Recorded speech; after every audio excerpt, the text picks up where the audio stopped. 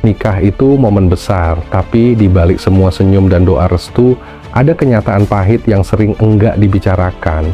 Banyak pasangan muda di Indonesia, meski niatnya sudah bulat, sebenarnya enggak siap dengan hal yang paling dasar, punya tempat tinggal sendiri. Bukan cuma soal uang, tapi juga budaya dan tekanan sosial yang bikin mereka enggak pernah menaruh topik rumah di prioritas awal. Yang lebih ironis, seringkali fokus mereka justru ada di pesta dan pengakuan sosial.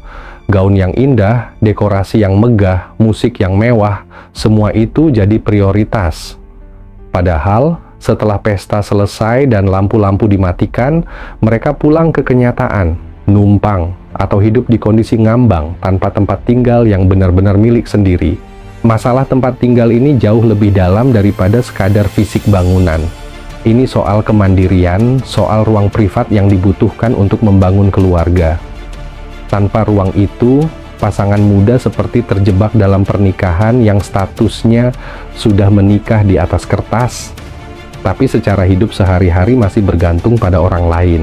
Budaya dan standar sosial yang tinggi seringkali bikin mereka malas memulai langkah kecil untuk mandiri. Mereka takut dianggap belum sukses, atau takut dibandingkan dengan pasangan lain yang terlihat lebih mewah hidupnya. Di Indonesia ada fenomena unik, banyak pasangan memilih menikah dulu, baru memikirkan tempat tinggal belakangan. Alasan yang muncul macam-macam.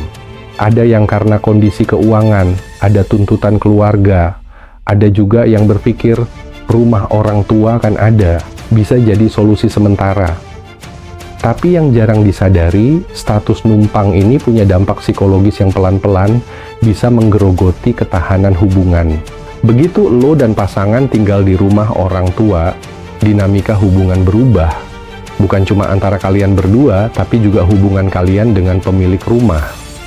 Secara formal, lo sudah mandiri, tapi di mata rumah itu, lo tetap anak atau menantu, dan pasangan lo otomatis jadi tamu yang diundang untuk menetap.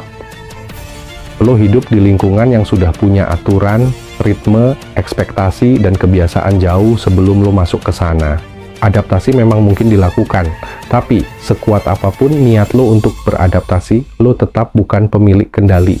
Dan ini masalah besar, pasangan baru kehilangan ruang privat. Hal-hal yang seharusnya hanya diatur berdua, seperti cara mengatur keuangan, jam tidur, menu makan, bahkan cara berdebat jadi rawan terekspos dan dicampuri pihak ketiga. Kadang campur tangan ini enggak jahat, bahkan dibungkus perhatian. Tapi tetap saja, sedikit demi sedikit, pasangan kehilangan otoritas atas rumah tangganya. Dalam jangka panjang, hubungan yang dibangun dalam ketidakbebasan sulit berkembang secara dewasa. Keputusan-keputusan penting akhirnya ditunda karena harus menyesuaikan. Konflik kecil dipendam demi menjaga suasana rumah tetap damai. Perasaan enggak nyaman dikompromikan dalam diam. Dan hasilnya bukan cuma mental yang lelah, tapi relasi menjadi stagnan. Lo dan pasangan seperti hidup di dua dunia, pengen membangun kehidupan sendiri, tapi nggak punya pondasi untuk benar-benar mandiri. Masalah ini makin kompleks ketika budaya pesta pernikahan ikut bermain. Di banyak tempat, resepsi pernikahan sudah berubah fungsi. Dulu, resepsi adalah simbol komitmen dua orang untuk hidup bersama. Sekarang, ia sering jadi ajang pamer sosial. Seolah kalau pasangan bisa bikin pesta meriah, hidup mereka pasti sudah stabil. Padahal, banyak yang modal pestanya dari hutang, sumbangan orang tua, atau patungan keluarga besar. Yang tragis, uang habis dalam semalam, tapi kebutuhan setelahnya tetap menunggu. Mereka memulai hari pertama pernikahan bukan dari nol, tapi dari minus.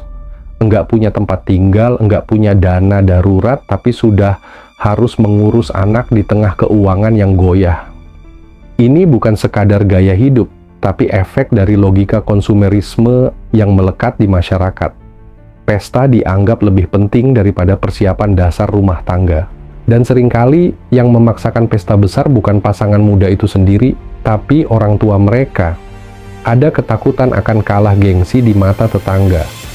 Akhirnya, keputusan finansial pertama pasangan justru diambil untuk menjaga citra, bukan untuk membangun fondasi rumah tangga. Dari situ, masalah berantai mulai terbentuk.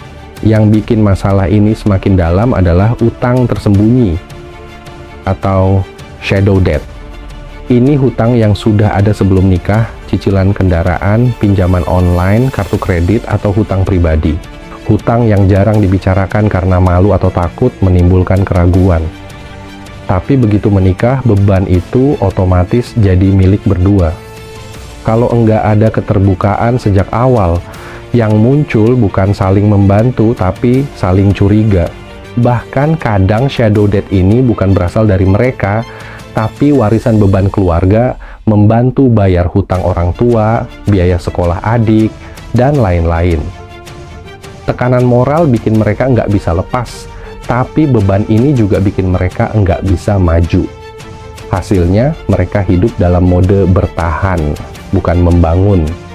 Rencana punya tempat tinggal selalu tertunda, harga properti terus naik, dan tekanan sosial makin besar.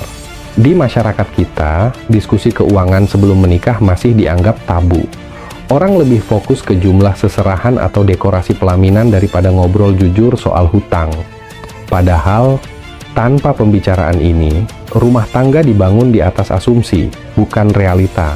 Dan asumsi itu bisa runtuh kapan saja. Masalah tempat tinggal pasca nikah juga enggak lepas dari ekspektasi gender yang timpang.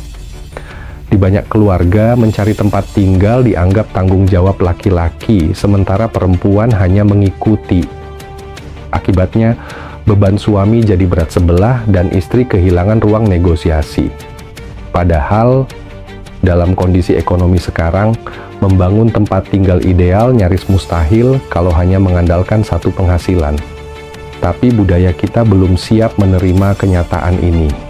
Akhirnya, punya tempat tinggal pasca nikah bukan cuma soal uang atau bangunan. Ini soal kemandirian, kontrol, dan ruang untuk membangun masa depan bersama. Tapi selama budaya, tekanan sosial, dan utang masih mengikat, banyak pasangan akan terus menunda. Dan tanpa pondasi itu, semua mimpi mudah goyah. Pertanyaannya sekarang, mau sampai kapan kita mengukur kesiapan rumah tangga dari pesta sehari? Karena pada akhirnya, rumah tangga yang kuat bukan diukur dari seberapa meriah hari pertama, tapi dari seberapa kokoh mereka berjalan di hari-hari berikutnya.